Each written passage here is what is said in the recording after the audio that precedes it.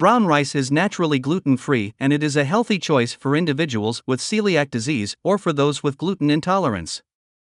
If purchased in bulk, brown rice may come in contact with other gluten-containing grains and therefore caution should be used in those with celiac disease. Cross-contamination may also occur in restaurants unless the restaurant is designated gluten-free. Brown rice is unprocessed, so there is little concern about cross-contamination.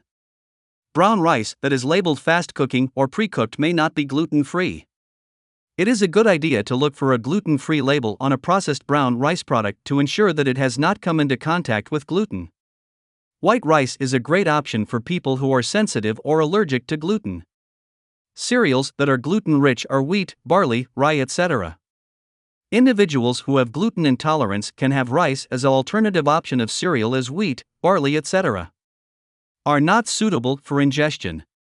The one who is allergic to gluten, they can easily have brown rice or any other rice. It is simple and easy to digest. Brown rice is more helpful for diabetic people who has celiac disease.